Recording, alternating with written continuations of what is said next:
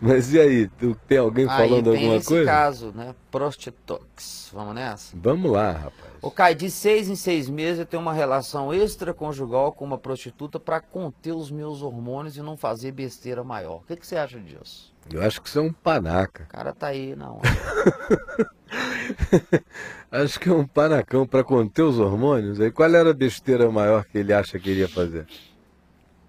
É aquela história, né? De pegar um pessoalzinho fixo, né? Fixo. Pessoal fixo é complicado, né, Ué, ele é cara? casado? Não, Devia dizer, né? não abriu. Deve falar, porque se ele, É, né? devia Manter os dizer. hormônios é porque ele tá Porque o que ele não. casado e hormonizado. É, hormonizado. Ele tá igual Ele não tá casado, né? um touro cevado É. com hormônios de testosterona. Vamos ver se ele se Agora, a manifesta. mulher dele, coitada. Coitada da mulher desse cara. Coitada dela. Imagina só, se ela que estivesse aí me escrevendo, ô Caio, de 6 em 6 meses eu pego um garotão assim pra me dar uma boa aliviada, Isso. sabe? Pra me enfiar uma manjuba, um pênis de jumento assim pra eu dar uma aliviada Isso. e não ter um caso com o meu chefe no trabalho que é pra não estragar meu casamento. Só queria que Isso. ele invertesse a Aí perspectiva pronto. e ele Aí me combina. dissesse se é gostoso. Exatamente. É fácil a gente saber, né? No dos outros, meu irmão. Pimenta nos olhos dos outros é refresco. Passarinho que come pedra sabe o que tem, cara. É, né? Sabe o que tem, né? É, sabe por onde Agora, sai. sabe por onde sai. É, na hora de entrar é Sai bom. rasgando, É ver né? na hora de sair. É. Agora é só ele inverter. Inverter. Se ele quiser saber o significado disso, além do significado espiritual, do significado psicológico de deterioração do caráter, de tudo isso, ele inverta para ele sentir o significado emocional e afetivo. A mulher dele, aqui dizendo, ô Caio, de 6 em 6 meses, eu vou aí num desses clubes noturnos que tem uns garotões sarados e que tem um pinto assim desses artificialmente alongados e que tomam todas as bombas para ficar com a impressão de, como diz o profeta Ezequiel descrevendo os pênis dos egípcios em relação às mulheres de Israel, dizendo que as mulheres casadas de Israel eram piores do que as prostitutas porque essas faziam pela paga. Mas as mulheres de Israel eram pelo prazer de darem para os egípcios, que tinham pênis grandes como de cavalos. Está escrito lá no profeta Ezequiel, para quem fica achando que o meu linguajar é muito pesado. Pesado é o da Bíblia. Tá escrito Está lá. escrito lá. Então, é só ele inverter a situação e ver como é que ele se sentiria. Agora, parece que é um direito dele dizer que esse é um álibi para aliviar, mas ele não aceitaria que a mulher dele recorresse a tal álibi em relação a aliviar-se do desejo de ser amante contínua de um patrão sedutor. Ele iria enlouquecer. Agora, essa é a doença masculina. A gente sempre acha que a gente tem uma prerrogativa diferente da mulher. Que ela tem que aguentar a onda e a gente pode dar uma aliviada. É porque É o homem, muita né? canalice, É rapaz. porque o homem pode, cara. Mas pode diante de Né? quem?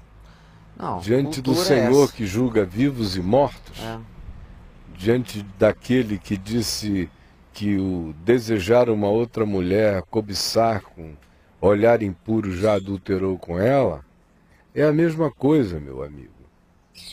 E ninguém nessa matéria defraude ao seu irmão, como diz Paulo, escrevendo aos Tessalonicenses, porque o Senhor Deus é o vingador.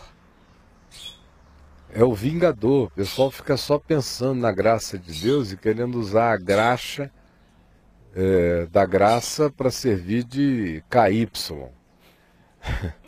Mas vão levar um tarugo desproporcional do vingador. E quem dera levem, podem ser salvos pela praga, né? Como Paulo diz lá em 1 aos Coríntios, se referindo àquele indivíduo que possuía a madrasta, a mulher do pai, enganando o paizinho dele e comendo a menina mais nova, com a qual o pai tinha se casado, que estava transando com ele, e a igreja toda sabendo, uma tristeza para todo mundo, e Paulo diz um dos negócios mais violentos do Novo Testamento, quando ele diz, olha, reunamo-nos vós, ele estava viajando, estava longe, Paulo, vós e o meu espírito, numa comunhão espiritual, e entreguemos esse cara a Satanás. Poxa. Para a destruição da carne. Nossa. Para ver se o espírito dele é salvo no dia do Senhor Jesus. O pessoal fica brincando de se prostituir pensando que é um alíviozinho para não fazer coisa pior. É só botar a mulher no lugar e é só ver o que a Bíblia diz sobre as consequências de se unir a uma prostituta e se tornar um com ela. Paulo também escrevendo aos Coríntios, diz que nós somos santuário do Espírito Santo e diz que, entre tantas coisas que a gente não deve trazer como profanação para esse santuário, que é o nosso ser, incluindo o nosso corpo, a gente não se deve unir a uma prostituta, porque aquele que se une a uma prostituta se torna um espírito com ela. Lá no meu site há um texto chamado Relações Contaminadas. Só digitar lá? É só escrever contaminado que acha. E tem muitos outros, mas esse aí é um texto onde eu falo sobre as trocas espirituais desse tipo de vínculo. O cara pensa que botou uma camisinha e está protegido da troca espiritual. Não pegando uma doença venérea, nem AIDS, que ele saiu na boa. Ninguém se relaciona sexualmente, ninguém enfia o cabo USB, meu irmão, e não recebe conexão. Ninguém conecta um USB sem o seu devido download. Não, faz download. Tem um download. Faz download e faz upload. Faz o download direto. E vai carregadão de tudo que é vírus espiritual, psicológico, ele não tem nem ideia.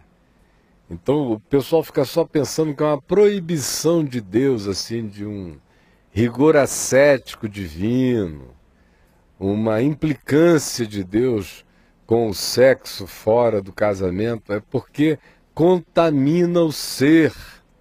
É uma questão de saúde espiritual, de saúde psicológica, de saúde de caráter, de saúde para a mente também. É uma questão de não se perder, de não macular o santuário, meu irmão. O negócio tem implicações amplas e complexas. Não é só vapt-vupt, aliviei, fui embora. Ninguém vai embora sem carregar aquilo dentro do que se enfiou. Leva junto. E aí, ou há um trabalho do Espírito Santo fazendo o cara genuinamente se arrepender, e quem genuinamente se arrepende, não se arrepende de 6 em 6 meses para voltar a fazer de novo, né? Esses arrependimentos programados... Isso é remocinho. Não, tem crente que programa. O cara até já tem o software rodando ali, eu não estou aguentando. Aí ele vai, igual um serial killer. Aí ele dá aquela matada, aí ele fica 6 meses batendo no peito, sou um cretino, se consagra. Aí depois de 6 meses ele já sabe que já está programado lá na agenda do inconsciente dele para ele, no auto-engano dele, transgredir outra vez. Aí ele vai lá e faz a mesmíssima coisa de novo. Eu tinha uma ovelha. Você tinha uma ovelha? Em Niterói, que ele fazia isso de 3 em 3. De 3 em 3 meses, ele dizia que ele não aguentava, ele pegava uma prostituta. Ele é casado? Casado. Aí ele desafogava lá as loucuras dele na prostituta. Ele ficava 3 meses com a mão para cima, chorando na igreja. Quando eu via o cara no primeiro culto, assim, com as mãos para cima, chorando, chorando, e tudo que é vigília, ele estava lá de joelho, confessando pecado, eu digo, esse cara andou comendo umas prostitutas e está agora fase do auto-engano da consagração, que é para daqui a 3 meses ele voltar e fazer tudo de novo. Isso durou uns 10 anos. Eu sabia.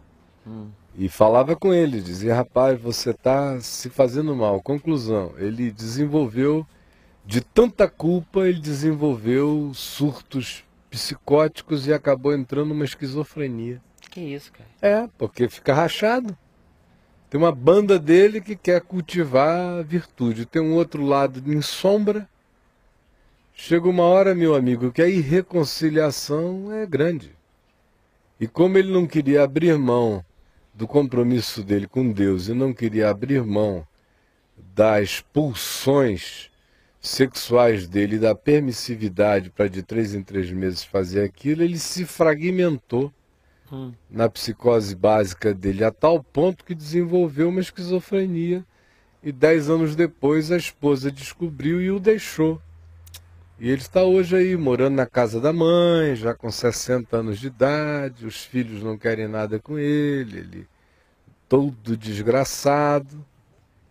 E me disse um amigo comum que de uns poucos anos para cá ele começou a se endireitar já pela via das dores e da praga, da calamidade mesmo. Já medicado, já vendo que ele tinha se estourado todo, ele começou a querer buscar a integração do seu ser, mas nunca mais será o mesmo homem. A primavera da vida dele, ele jogou no inverno da desgraça. Por causa dessas concessões, achando que dá para você esquizofrenizar a vida, dá para marcar o dia do pecado e voltar para a estação do arrependimento. Não é assim não. Ninguém tem esse poder.